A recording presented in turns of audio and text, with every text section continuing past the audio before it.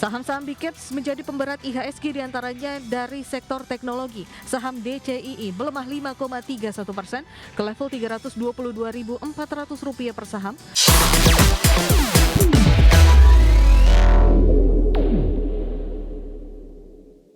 Terima kasih Anda masih bergabung bersama kami. Pemirsa, indeks harga saham gabungan atau IHSG ditutup melemah terbatas usai terkoreksi di atas 3% secara intraday.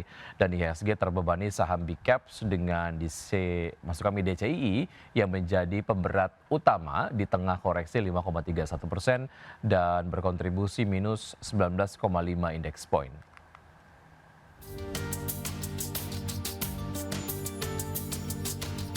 Indeks harga saham gabungan ditutup turun dalam di 1,21% di level 7.736,06 di akhir perdagangan Senin. Pelemahan IHSG cenderung terpangkas karena secara intraday IHSG sempat melemah di atas 3% di level 7.547,56. Hanya dua indeks sektoral yang selamat ke zona hijau, sektor perindustrian naik 1,58% dan sektor kesehatan menguat 0,64%. Sementara indeks sektoral dengan pelemahan terdalam sektor transportasi dan logistik yang anjlok 2,19%, sektor teknologi turun 2,16%, dan sektor infrastruktur melemah 1,98%. Saham-saham Big Caps menjadi pemberat IHSG diantaranya dari sektor teknologi. Saham DCII melemah 5,31% ke level Rp322.400 per saham, menjadi pemberat utama dengan bobot indeks point minus 19,5 indeks point. Dari perbankan Big Caps, saham BBRI ditutup melemah 1,73% di level Rp3.980 per saham dan menyumbang minus 14,83 indeks point ke IHSG. Selanjutnya, saham BMRI ditutup melemah 2,75% di level Rp4.600 per saham. Saham BBCA ditutup melemah 0,93% di level Rp8.000 per saham, berkontribusi minus 7,14 indeks point, dan saham ditutup melemah 0,83% di level Rp8.950 per saham, berkontribusi minus 4,74 indeks point. Di tengah tekanan dalam IHSG yang kembali terjadi, Direktur Utama PT Bursa Efek Indonesia Iman Rahman mengatakan pasar saham dipengaruhi dua hal, fundamental dan persepsi. Sementara saat ini pasar disengat oleh sentimen persepsi karena fundamentalnya bagus. Sebagai informasi, IHSG telah beberapa kali melewati masa-masa kritis. Penurunan terburuk indeks terjadi di 8 Januari 1998, di mana IHSG ambruk 11,95% dalam satu hari. Kemudian di 8 Oktober 2008, indeks tercatat turun 10,37%. Saat itu indeks dipukul oleh krisis keuangan global. Terbaru, IHSG sempat merosot 7,9% di 8 April 2025. Ini terjadi sebagai respon investor atas kebijakan tarif impor Presiden Amerika Serikat Donald Trump. Berbagai sumber IDX Channel.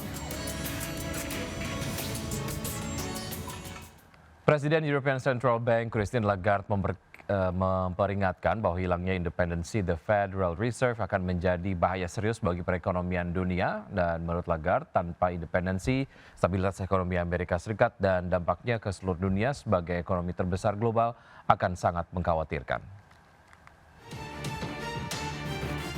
Presiden European Central Bank Christine Lagarde memperingatkan bahwa hilangnya independensi The Federal Reserve akan menjadi bahaya serius bagi perekonomian dunia. Lagarde menilai Presiden Amerika Serikat Donald Trump akan sangat sulit mengendalikan Bank Sentral Amerika Serikat tersebut. Hal ini mengingat ada presiden hukum yang melindungi posisi para gubernur The Fed dari pemecatan. Lagarde melanjutkan, kebijakan moneter jelas berpengaruh bagi Amerika Serikat dalam menjaga stabilitas harga dan memastikan lapangan kerja optimal di negara tersebut. Menurutnya, tanpa independensi, stabilitas ekonomi Amerika Serikat dan dampaknya ke seluruh dunia sebagai ekonomi terbesar global akan sangat mengkhawatirkan. Terkait Eropa, Lagarde menyatakan ECB telah berhasil mencapai stabilitas harga dan akan melakukan apapun yang diperlukan untuk menjaga inflasi kawasan euro tetap terkendali. Pernyataan terbaru Lagarde disampaikan jelang rilis laporan inflasi yang diperkirakan akan mengonfirmasi penilaian ECB bahwa tekanan harga di zona euro tetap terkendali. Adapun pembuat kebijakan ECB secara luas diperkirakan mempertahankan suku bunga pada level 2% dalam pertemuan 2 pekan mendatang. Sementara itu, Trump belakangan melancarkan serangan yang belum pernah terjadi sebelumnya terhadap The Fed. Ia berulang kali menuntut penurunan suku bunga yang dianggap terlalu tinggi, serta kerap mengecam ketua Jerome Powell.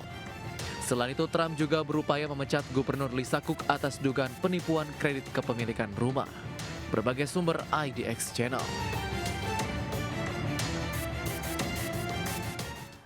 Ya, pemirsa, harga minyak Brent menguat 1% pada perdagangan di hari Senin terkatrol kekhawatiran meningkatnya serangan udara antara Rusia dan Ukraina yang berpotensi mengganggu pasokan serta pelemahan dolar Amerika Serikat yang memberi dukungan tambahan. Minyak mentah berjangka Brent ditutup naik 1% menjadi 68,15 dolar per barrel, sedangkan minyak mentah berjangka Texas atau West Texas Intermediate melonjak 1,1% menjadi 64,68 dolar per barrel. Terkait dengan konflik Rusia-Ukraina, Presiden Ukraina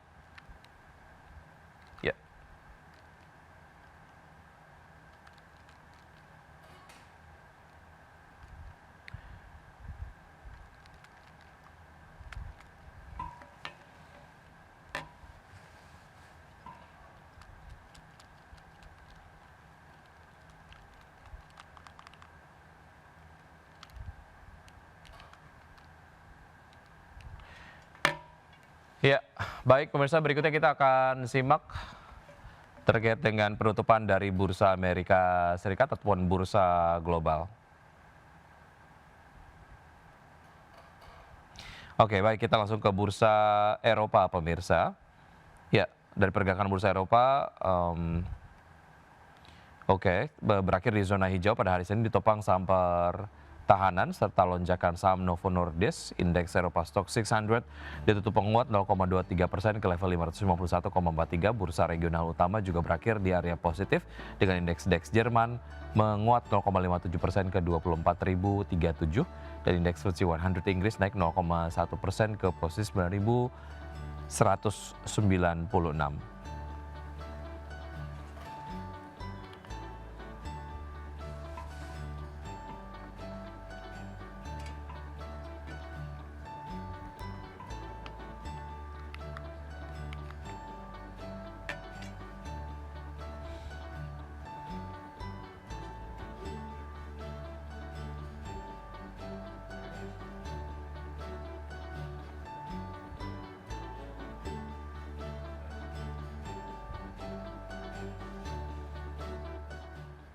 Ya, untuk berbincang pagi hari ini kita sudah terhubung dengan Mas Henry Widiantoro, Equity Research Analyst RDK Elite Sekuritas. Selamat pagi Mas Henry. Pagi Mas Wiki. Baik, terima kasih sudah bergabung bersama kami Mas Henry, semoga kita sehat selalu ya. Yap. Baik, kalau kita bicara mengenai pergerakan dari IHSG yang kemarin turun 1,21%, sebetulnya dari apa yang kemudian diproyeksikan ataupun mungkin dikhawatirkan oleh pelaku pasar, tentu saja berkaitan dengan dinamika politik di dalam negeri begitu, pelemahannya diproyeksikan lebih dari 1,21%. Tapi kemudian kemarin melemahnya boleh dikatakan wajar begitu. Apa yang menyebabkan kestabilan market ini, Pak Henry? Ya, kalau kita lihat ya Mas ya, panik selling yang terjadi pada perdagangan kemarin ini cenderung relatif wajar ya. Kita melihat memang dinamika yang terjadi pada hari Jumat, Sabtu, Minggu, minggu lalu cukup luar biasa sehingga menjadikan investor cenderung untuk risk off. Namun di balik itu semuanya kita juga melihat ya Mas ya, beberapa rilis data ekonomi yang baru dirilis kemarin hari Senin ya lebih tepatnya, ada data-data ekonomi yang relatif lebih baik jika dibandingkan dengan periode sebelumnya. Kita lihat dari Senin kemarin ada data PMI manufacture yang cenderung positif, terus kemudian inflasi yang relatif terkendali dan neraca perdagangan yang masih menjadi surplus. Dan kita lihat juga market global sebenarnya nggak ada gejolak sehingga nggak ada trigger bagi market untuk mengalami pelemahan signifikan selanjutnya.